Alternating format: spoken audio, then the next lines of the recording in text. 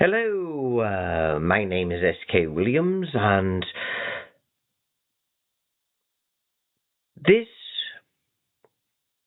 is my first video that I present after the Lenten season and after Pascha, which means that I'm going to start presenting videos about topics that I've been thinking about and have wanted to do, but decided it wasn't the best time during Pascha because our culture is far too secular and contrary to the popular way that we imagine it, and in fact the way that we are told we must understand it. A secular society is not a society which is neutral toward religion, or a society that's non-religious. Secularism in the modern world is a religion. It has all of the hallmarks of a religion. And unless you selectively define religion as belief in a god or gods and the supernatural, and insist that being materialist and being a naturalist who doesn't believe in the supernatural means that, by definition, you have no religion, then in reality, if you look at how religion is described to actually function, if you look at the effects that it has, if you look at the things that people complain about in religion, all of that exists in secularism. And even people who aren't ardent secularists, even people who want to bring back Christianity, will often just talk about ordinary things during Lent. And I don't mind that to some extent, but I do think the time of year needs to be set aside for more spiritual practices. With that said, Lent is now over. The Paschal season is now over. And keep in mind, I celebrated Pascha along the Eastern Orthodox lines this year because I could not start Lent during the Western cycle. Something came up, so I followed the Eastern calendar. But I do intend now on doing videos on several topics that interest me, that are important, and that need to be discussed. But topics that I laid aside.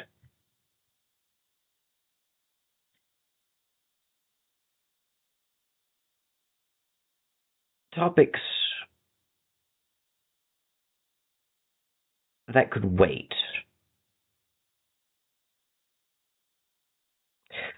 I'm not going to do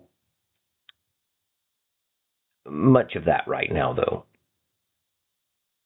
I'm simply going to discuss the passing of the Paschal season, the reflection of how Christ returned from the dead. And it seems that Christianity is returning from the dead. More people are talking about it. More people are interested in it. And as much as people try and downplay this by saying that reports of a Gen Z revival are overstated and that's not real, I honestly think it is real. I just don't think it's fully actualized yet. And that's not to say that the trend will continue. We are never guaranteed that. But I have noticed that there's been a shift in the culture. And that shift has changed from the ardency of the new atheism, where religion was depicted as not only evil, but the evil, the evil to which all other evils depend. The greatest irrationality and horrors and abominations are all committed in the name of religion, and without religion we'd have a better world, and religion was just constantly ridiculed and constantly attacked. Most particularly the Christian religion. Ostentatiously, if you ever brought this up, of course, they would say that they hate all religions equally. They just focus on Christianity because it's the most popular religion where they live. And that was a prescripted line you keep hearing from atheists, and it's obviously not true. Because they would then hang out with pagans and talk about how awesome pagans are or how awesome Satanists are. Always bringing up Christians when they hang out with the pagans and hang out with Satanists. And of course, the pagans were all neo-pagans. And they would say, Christians think these neo-pagans worship Satan and are pure evil, but look how good these people are. Look how awful the Christians are for judging them. The same thing with Satanists. They'd say, well, the Christians just don't understand them because they're so judgmental, but look how great they are.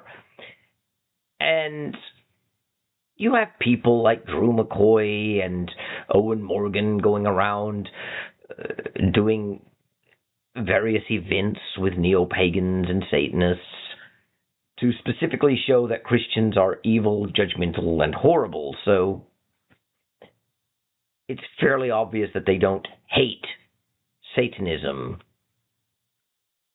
as much as they hate Christianity. And the idea that they hate all religion equally and just focus on Christianity because it's the most popular religion where I live is not really true. Of course, you could say that Satanism is actually a form of atheism. It's just dressed up in ritual. And that's because they always think of LaVeyan Satanism as the only Satanism because no, Satanists actually worship Satan, which isn't actually true. I've actually met Satanists who worship Satan. But the atheist will always tell me that's because I'm ignorant and don't know any real Satanists.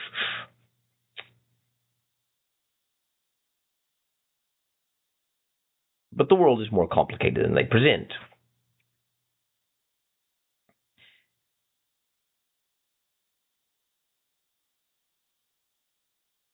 However, even accepting that Satanists aren't really religious because they're atheists, what about neo-pagans? Are they all secretly atheists as well? Is every Wiccan someone who just doesn't believe in the goddess? It's fairly obvious that the modern atheist movement that attacked religion really just focused on attacking Christianity, and that they hated Christianity specifically. A lot of them also hated Islam. That actually caused a schism later because in progressive circles it became popular to defend Islam, and the atheist community is really just a group of progressives. They like hiding that fact by pointing out, like they always do, that atheism is defined as a lack of belief in a god, and that doesn't tell you anything about one's politics. And then pretending that this definition of atheism proves that atheists are roughly evenly divided along the political spectrum, and that you'll have conservative atheists and liberal atheists, and they'll always juxtapose this to religion, saying that religion and teaches one to conform to established social patterns, and that's why religious people are overwhelmingly conservative and overwhelmingly right-wing, whereas atheists, because atheism is just a lack of belief in a god, are all over the place politically because they're free to come to any political opinion they want. But if you look at the statistics, atheists are overwhelmingly progressive, and that's because atheism isn't really just a lack of belief in a god. Atheism is a belief that no gods exist. That's how it was traditionally defined. And it wasn't redefined until Anthony Flew redefined it in the 1970s in The Presumption of Atheism. Of course, modern atheists got tired of hearing that and quote-mined previous atheists like Bertrand Russell, Robert Ingersoll, and Charles Bradlaugh, and now claim that atheists before Anthony Flew also defined atheism as a lack of belief in a god, and they'll whip out these quotes. One quote, and I'm not quoting it directly, I don't remember it off the top of my head, but they go back to Charles Bradlaugh, for example, and they'll quote him saying that the word God is meaningless. He doesn't even know what the word God means. And they'll use that quote to prove that Charles Bradlaugh understood his atheism as a mere lack of belief in a God, even though he doesn't actually say that his atheism is a lack of belief in a God.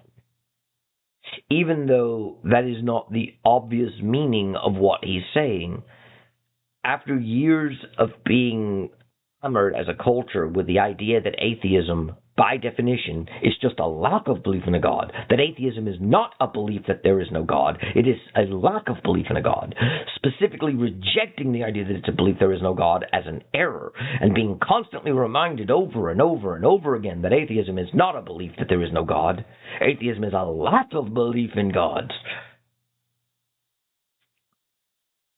And then being approached with a framing mechanism of, in reality, previous atheists also understood atheism as a lack of belief in a God. These quotes clearly prove. People will see those quotes and they'll read them, the intended meaning into them that the presenter wants you to see. And this is called priming. They'll prime you to see that definition, and then they'll claim that it's the obvious meaning of the quote, it's the plain reading of the text, when in reality it's not. Even taken in isolation, it's not the obvious meaning.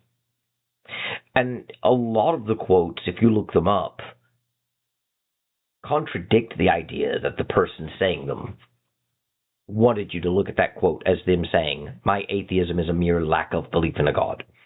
And that's why I brought up the Charles Bradlaugh quote, because I did look that one up. It was, I believe, from his theological essays. The problem is if you look up the quote, and I'll look it up later, I'll quote it word for word exactly as it was, and I'll provide the proper context in a future video. But for now, if you look up the quote, what Charles Bradlaugh is actually saying, and if you're an atheist listening to this, please don't be cute and say, God doesn't exist. That's for admitting God's incoherent. I'm not admitting this. I'm not conceding any points. I'm explaining what Charles Bradlaugh meant.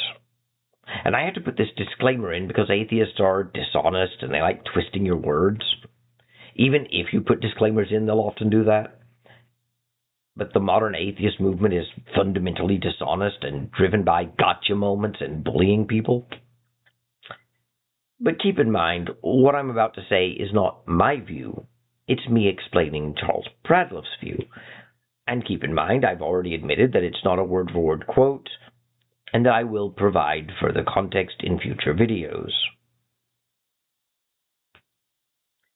But having said that, if you look up the source for the quote that they use to prove that Charles Bradlaugh understood his atheism as a mere lack of belief in a God,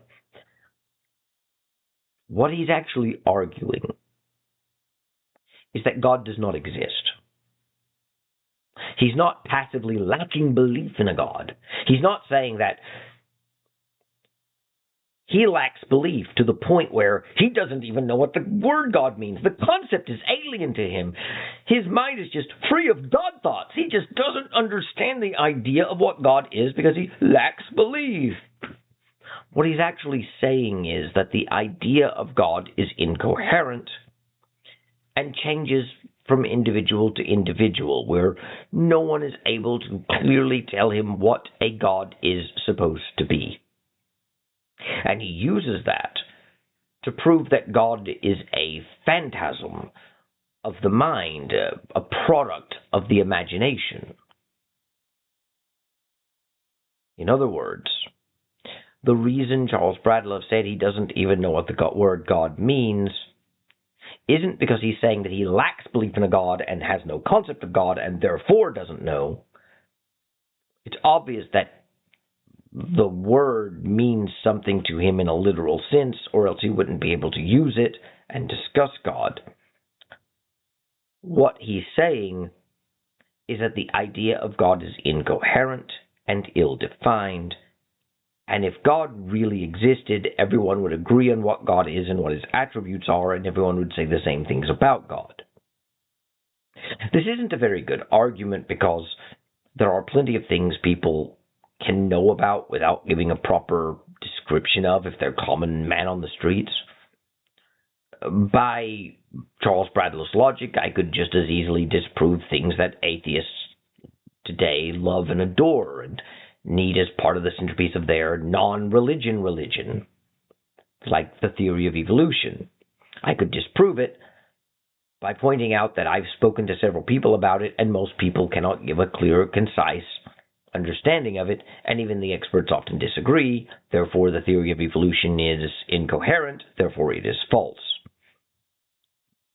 And if you think that what I just said would be silly, that you can't disprove evolutionary theory just because the common man on the street doesn't always understand it at a complex level and often harbors misunderstandings and disagreements between different people, and disagreement among experts on details doesn't invalidate the whole theory, you'd be right. But that's the problem I have with Charles Bradlaugh. He doesn't actually acknowledge experts because clergy are just fools preaching fairy tales, and he relies heavily on the common man trope. And his argument isn't very good. But his argument was never, I lack belief in a God. In fact, the word God doesn't mean anything to me because the very concept is absent from my mind. I lack belief to the point where even the idea of God doesn't exist. That was never his actual point. And people using this quote from his to prove that atheism had been defined as a lack of belief in a God all along is fundamentally dishonest. Then again, we live in a fundamentally dishonest society. We live in a society where even people who you may think of as overall honest are often dishonest with themselves. And that's one of the reasons I love studying the atheist movement and the new atheism. Because my actual academic training is in psychology. And all movements that you see in society run by humans will ultimately function on social, psychological causes. But with most movements and belief systems and philosophies, people are able to introspect about them. They're able to question why they believe them, how they approach them, and whether or not their beliefs are true or not. And as much as the atheist community claims that religion is different, because religion is based on faith, which is what makes it irrational and also immune from criticism in the minds of its followers, why they must compassionately use mockery and ridicule because, as the great Christopher Hitchens said, those who were not reasoned into their beliefs cannot be reasoned out of them. They can't use facts and logic. They must use mockery, insult, and ridicule to break through the armor. The truth of the matter is, religious belief is not something that people just believe without evidence because they were indoctrinated as children and never question. And the idea that they just believe what their pastor at church says and just believe what the Bible says without realizing it's a book of fairy tales with talking snakes and talking donkeys in it. It's written by Bronze Age goat herders. The idea that religious people just shut their brain off and believe is not the reality. But it is the reality of the atheist movement. That's what makes it such a fascinating sociological study for me, because with most people, there are internal governors in how they behave and in how they think. And at the very least,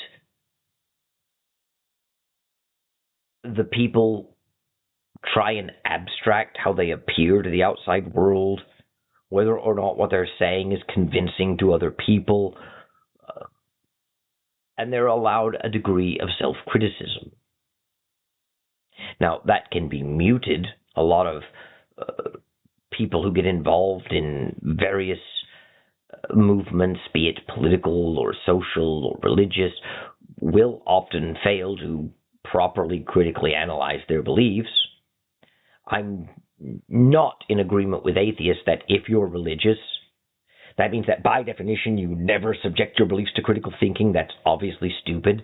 And I'm not saying that they don't subject it to enough critical thinking. A lot of people who are religious, using the modern terminology for how we do this, a terminology that sees atheists as by definition non-religious, but a lot of religious people are deeply introspective and do use critical thinking on their religion, and many people came to their religious beliefs by critical thinking. They have an ability to question their own beliefs. They have an ability to ask if those beliefs are true. People aren't just indoctrinated as babies and then shut their brain off and never ask questions. That's just a caricature. But it's an ironic caricature because that is exactly what you see in the atheist movement. Even if they weren't raised militant atheists, militant atheism prevents the atheist from asking questions about their own narratives and their own beliefs by telling the atheist that they have no beliefs to question, that atheism itself is a mere lack of belief in a God, not a belief in its own right, and that atheists have nothing in common with other atheists but their lack of belief in a God. They know this isn't really true because they congregate with other atheists, they hunt in packs, they attack Christian channels, they'll listen to the same atheist YouTube channels, and when that atheist invariably attacks a Christian, they'll flock to that video that the atheist has criticized and repeat the criticism that the atheist YouTube presenter made. It's obvious from the outside that the atheist movement is dogmatic, it's cult-like, it follows its leaders, it operates in packs, and it has its own mythology, it has its own dogmas, it has its own doctrines. But because atheism is defined as a mere lack of belief in a God, the atheists who are following this movement blind themselves to that. They honestly can't distinguish between atheism itself and the atheist movement that they're a part of. They actually think if you call what they're part of a religion, that you're calling atheism a religion, and they have a right to mock and ridicule you because atheism isn't a religion. Atheism is a lack of belief in a God. Atheism is a religion like not collecting stamps is a hobby. And they don't really seem to understand that repeating a line like atheism is a religion like not collecting stamps is a hobby actually undermines the point they're trying to make by repeating the quote. Because whenever you quote Sam Harris or some variation of Sam Harris and his line from The End of Faith, that atheism is a religion like bald is a hair color, whenever you say atheism is a religion like not collecting stamps is a hobby, or atheism is a religion like off is a TV channel, or atheism is a religion like not playing sports is a sport, your intention is to highlight the fact that as an atheist you have only one trait, and that's a lack of belief in a God, and anything else is yours uniquely. There are no atheist groups or clubs or doctrines or dogmas, that each atheist you talk to is an individual and you know nothing about them once you learn they're an atheist, other than they lack belief in a God. And each atheist you talk to, unlike a religious person, is a unique individual coming to their own conclusions. Whereas religious people shut their brain off and just believe what their pastor at church says, because religious means Christian, of course, and that all religious people will say the same thing because it's part of their religion.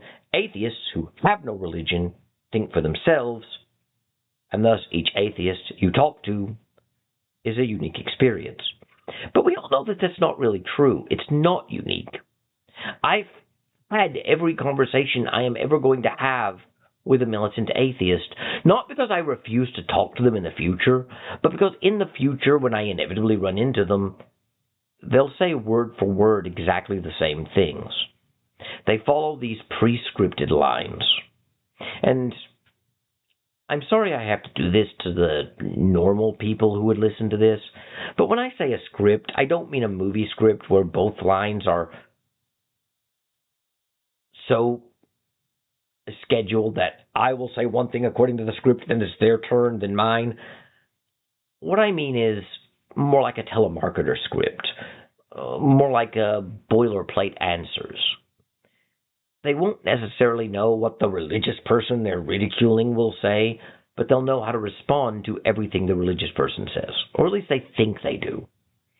I've had numerous conversations with atheists where I'll say something and they won't really respond to what it is that I'm actually saying. They'll just whip out a scripted reply to what they think that's a typical bog standard apologetics, and they give me the 1-2 and knock me down.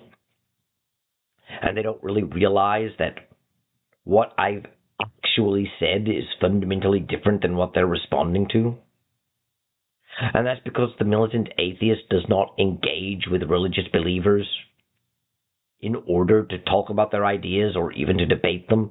They're there to engage in a ritual behavior of shaming and ridiculing and mocking the religious for how stupid and inferior they are, to highlight the superior rationality of the atheist. And there's no actual rationality involved when the atheist does this. All they're doing is engaged in ritual behavior with a lot of pre-scripted lines and pre-scripted assumptions. And again, the reason that's interesting to me is because, to some degree, this really does happen within religious communities. And I count the modern atheist movement as a religious community, even though we're supposed to see atheists as, by definition, non-religious. But you also see it in political organizations, social clubs, fan clubs for movies and TV shows, and anything that people really get involved in. The difference is that the new atheism, and militant atheism in general, served as a sort of microscope. It blew up the flaws of human thinking to a large degree. Much larger than you see in religious communities, much larger than you see in political communities, at least typically. And it's precisely because the atheists insisted on defining atheism as a lack of belief in a God, which they only define as a lack of belief in a God to get out of the burden of proof. And it's obvious that they are claiming that God doesn't exist, that they don't just passively lack belief, and they aren't just sitting there passively lacking belief until a religious person tells them that God exists and they quite rationally simply ask for evidence. It's obvious that they seek out religious people in order to mock and ridicule. And it's equally obvious that they're not really interested in what you have to say. They already know that God does not exist, that the supernatural does not exist, that we live in a materialist and naturalist world, and that all religion is made up nonsense. The idea that they just lack belief in a God due to insufficient evidence and would change their mind if shown evidence is just clearly not really true. It's part of their self-image as the rational adults in the room to say that they would change their mind with evidence. It's part of the whole atheist aesthetic. But it's obvious that they've decided in advance that God does not exist, that the supernatural does not exist, that we live in a naturalistic and materialist world, and that religion is false, and to them religion is belief in gods and the supernatural. This is why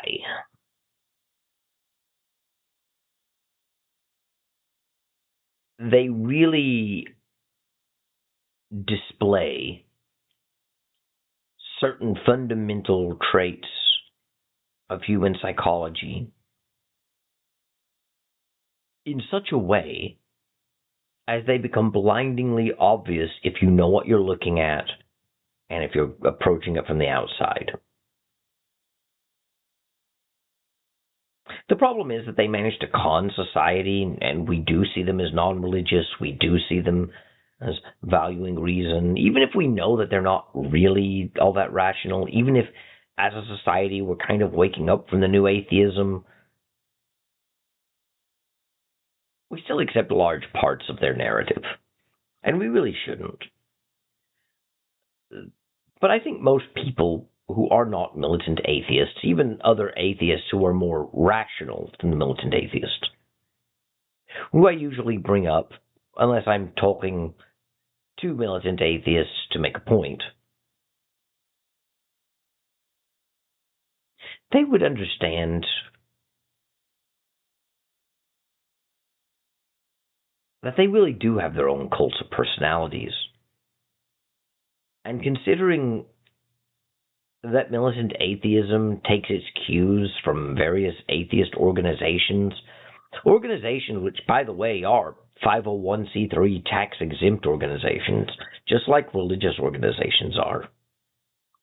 And considering that they have popular leaders like Drew McCoy, like Owen Morgan, the self-declared cult expert, like Hamet Mehta, like Matt Dillahunty, like Aaron Raw, and, of course, the Four Horsemen of the New Atheism back in the day of Sam Harris, Richard Dawkins, Christopher Hitchens, and Daniel Dennett. The fact that they have historical atheists that they quote, like Robert Ingersoll, who, yes, I know, he was called the Great Agnostic. He wasn't an atheist. There's no real difference, practically, when you read Ingersoll's work. Or Charles Bradlaugh, or George Jacob Holyoake. Chapman Cohen, who notably Christopher Hitchens plagiarized. Because Hitchens wasn't the brilliant intellect he was said to be. He was a plagiarist. You have these people, or even those that try and be more sophisticated, like Yuval Noah Harari. You have these people who are very clearly part of various atheist organizations, or organizations that are progressive, that make atheism and materialism central to what they are. That's why Harari will go on and say God is a fiction. He doesn't have to prove that, of course, because as an atheist he merely lacks belief, but he can call God a fiction, which in reality is making a claim and has the burden of proof, but he'll insist that it doesn't. It's just a matter of fact that God is a fiction. God doesn't really exist.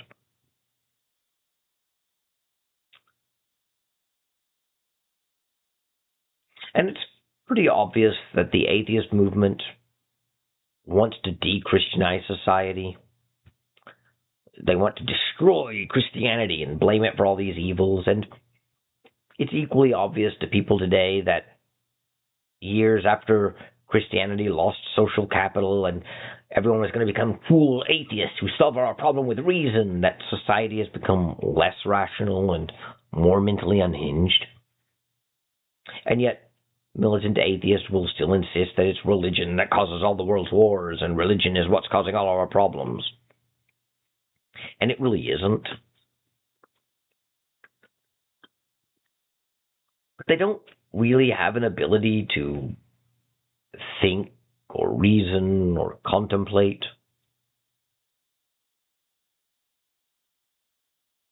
Because they're being told over and over and over again that they are rational just by being atheist. And to them, being an atheist simultaneously means a mere lack of belief in a God, nothing more, nothing less, but also means a commitment to naturalism, a commitment to materialism, and a commitment to humanist principles and progressive values. They're a bit like Schrödinger's cat, except I never really liked Schrödinger's cat as an example. Because you're supposed to imagine a box with poison in it,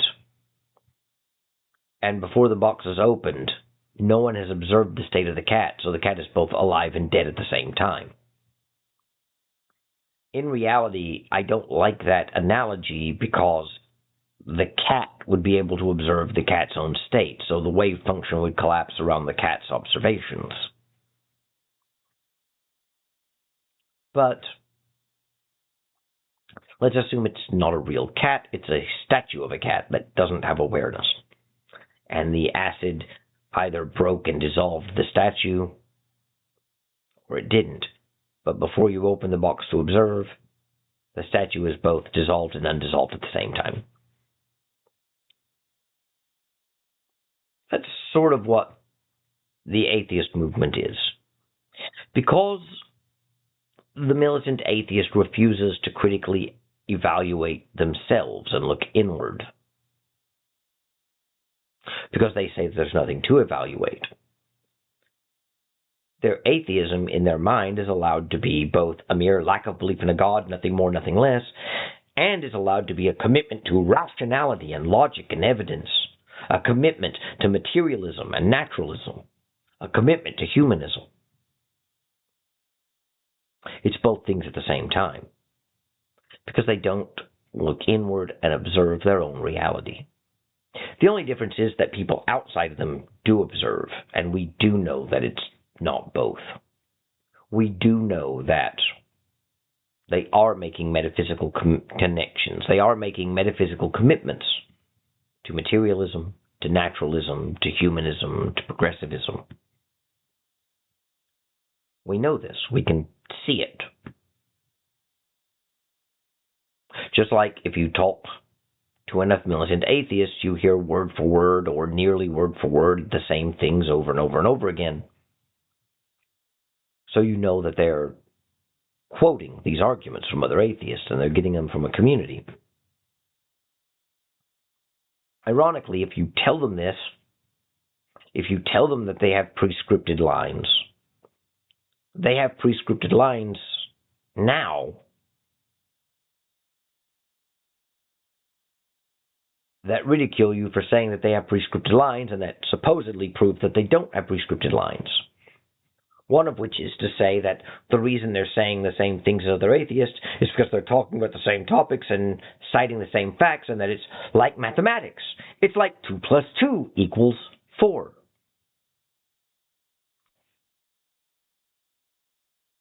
They don't seem to understand that repeating word for word that it's like mathematics, it's like 2 plus 2 equals 4, is only more proof that they're quoting sources. But it's nevertheless true. It's nevertheless true that that's all they're doing. They're quoting what other atheists have said. They're quoting various things that they've seen online. And because they think anyone discussing religion who is not disparaging it is a religious believer and is engaged in defense of their religion, that means that every religious person they talk to is an apologist. I know because I'm not really an apologist, but they've called me an apologist several times. And they always accuse me of engaging in bog standard apologetics that's already been debunked. And it's obvious that they don't really understand my approach to religion or psychology because it's outside of their narrative. A good example of that would be the outsider's test for faith, which supposedly was created by John Loftus. But like most people in the atheist movement, John Loftus really just built the outsider's test for faith on the back of previous atheist works, notably in this case something Richard Dawkins had said. And the outsider's test for faith is a terrible way of determining whether or not your religion is true or not. It makes too many assumptions about why people are religious and what religions they follow. Notably, John Loftus assumes that one's religion is their inherited faith that they only have because it's their culture. Even disparaging them by saying, isn't it amazing that you just happen to be born in the culture with the right religion and everyone else's is wrong? Which assumes no one has ever converted to a religion and no one has ever examine the religion they were born into. They just believe without evidence what they were born in, and they're indoctrinated with, and it's silly when you think about it. There are, of course, people who are just born in a religion and never question it, but most people at least question it to some degree, and there's more involved in religious thinking than just a belief without evidence what you're indoctrinated with and having an inherited faith. But you keep hearing people say that if they're part of the atheist movement, because it's part of their religion to understand religion as purely an inherited thing that people are indoctrinated with as children, that we are all born atheists because we are all born lacking belief in a God, and we only start believing in God because we're indoctrinated. And indoctrinated is a scare word. It means brainwashed. In reality, indoctrinate means to teach or to educate, but we've successfully, as a culture, especially through the atheist movement, have made indoctrinate a bad word. It means that you're not... In fact, we make a distinction. We'll actually say things like schools should educate, they should not indoctrinate, with the idea that indoctrination is bad. It means brainwash. It means telling you what to think, and that's not really what the word means, or at least not what it originally meant.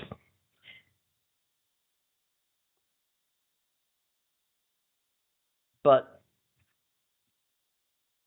at the same time, the atheist movement actually conceptualizes religion in very simple terms. And the outsider's test for faith proves that. Because one of the central elements, the only part that really makes the outsider's test for faith work, is this assumption that religious people are hypocrites. That religious people learn about other religions, hear what they believe, and reject them as absurd on their face. That these claims have no evidence, and they're ridiculous, and they're nonsensical fairy tales, and they're just rejected. But they do this because they're using logic and reason and critical thinking on this religion that they didn't inherit and they weren't brought up in. But then they refuse to apply the same standards of skepticism and critical thinking to their own religion that they apply to other religions. They see their religion as true. They have faith. They don't need evidence. They just believe without evidence. They base their beliefs on faith. And that's why it's called the outsider's test for faith. You're supposed to approach your religion the same way you approach everyone else's. You're supposed to approach your religion as an outsider. Would your religion sound reasonable and logical if you were not born and raised in it, if you had not had this as your inherited faith? Or would it sound just as silly and as absurd as all the other religions that you reject? See, you reject those religions because on their face they sound ridiculous and preposterous and absurd, but doesn't your religion also sound that way? And the problem with the outsider's test for faith, making that assumption, is that I don't just write off other people's religions as absurd, nonsensical fairy tales.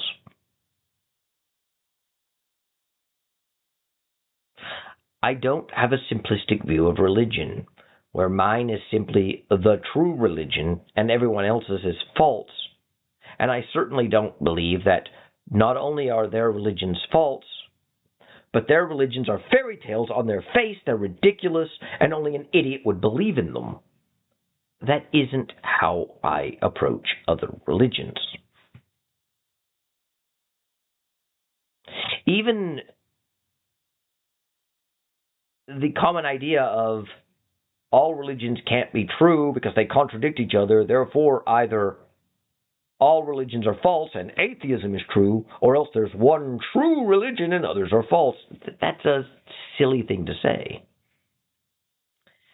Because while it may be true that various religions have things in them that contradict other religions, religions are actually made up of component parts of various beliefs that one has. And as a Christian, I would not have to think everything in another religion is 100% false. Religions are not package deals. It's not, this religion is true, this religion is false. That's not that simple. I believe that all world religions contain some truth. I don't think that this means that all religions are equally true. But it does mean that I don't think that they're all simply false. I think that in order for any religion, including the atheist religion that pretends to be a mere lack of belief in a God that uses the outsider's test for faith, has to have some truth to it, or else people wouldn't be able to relate to or engage with it. There is no such thing as a total lie. All lies have to be rooted in truth, because otherwise they would have no frame of reference. And I'm not saying that to say all the other world religions are lies. That's not the point. But even a lie will have some truth to it. And the reason I'm saying that is because my approach to religion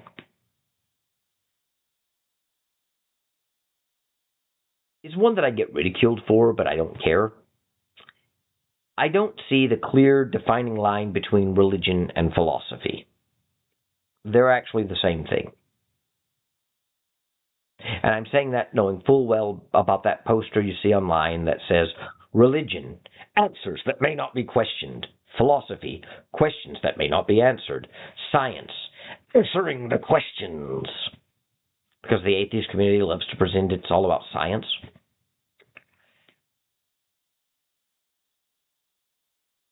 But they have a good respect for philosophy. However, religion they have no respect for. But that's not really true. The idea that religion is just answers that you can't question isn't really what religion is. And the clear divide between philosophy and religion doesn't really exist. Think about it. Can you tell me why philosophy differs from religion? Because the only answers I get from atheists when I ask that question is, philosophy expects you to be rational and to think things through, whereas religion is based on faith, where you don't think and don't ask questions. But that's not true. Religion isn't even based on faith. What's more, religion is not based on faith. I know that sounds like I've just said it's not based on faith twice, but I actually said two different things. Because the atheist community has a definition for faith when talking about religion. They call it the religious definition of faith. Faith is belief without evidence. The problem with that is that isn't how religion defines faith. There is no religious definition of faith because religion is not this one thing. It's a type of thing or a category.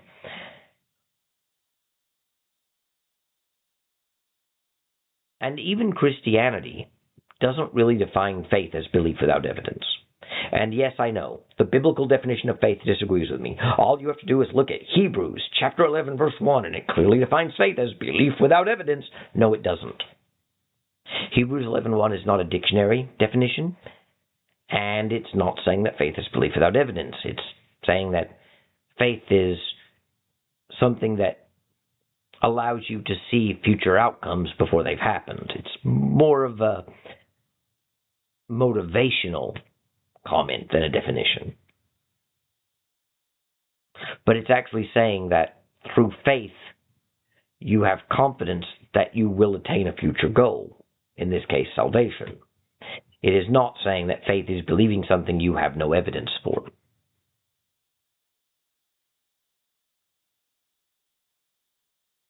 But really, religious belief is often arrived at using reason and reflection and thought. Religious belief is not something that people just blindly believe in with no evidence.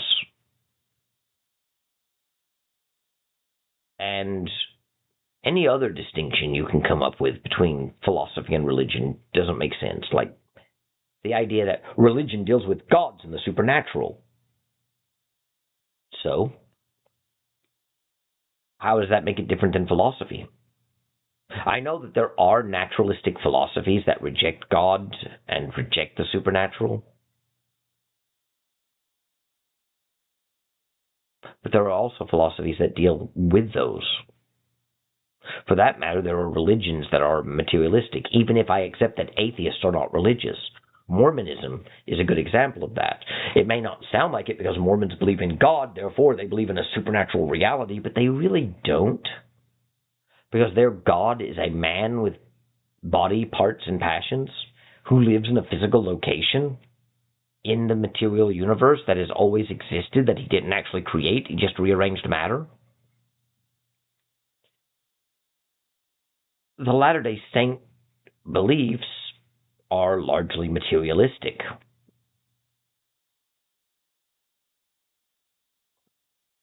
The idea that, by definition, a God is supernatural is something being imposed on it. Then again, the atheists do that a lot. They'll make a lot of assertions that they don't really have any grounding for because they don't think about or reflect on their beliefs. Victor Stenger did this once, very popularly because his words spread throughout the internet. He asserted that only natural things can affect other natural things. Therefore, even if the supernatural existed, there would be no way for us to detect it because the supernatural would not be able to affect the natural. The only way the supernatural could affect the natural is if the supernatural became natural, because only natural things can affect the natural. People would quote that on the internet, and there was no basis to it. He just asserted that only natural things can affect natural things, and that if you're supernatural, you could not possibly connect to the natural. He just said that, and there's no reason why that would be true. Now, if the supernatural doesn't exist at all, it can't affect the natural, sure, but conceptually, if there is a supernatural realm, and if supernatural things exist, the idea that they would be unable to affect the material natural world, because only natural things can affect natural things, is not established fact. It's just something Victor Stenger is stating with no real basis. But that is what you see a lot in atheist talks. They'll just assert things are true without backing them up and then demand that you comply with their metaphysical commitments without justifying them. And that's something you'll notice quite often in the atheist community. And that's what makes it such a fascinating study. They don't really think about their own beliefs because they're telling each other that they really lack belief in a God due to insufficient evidence, nothing more, nothing less. There's nothing to question.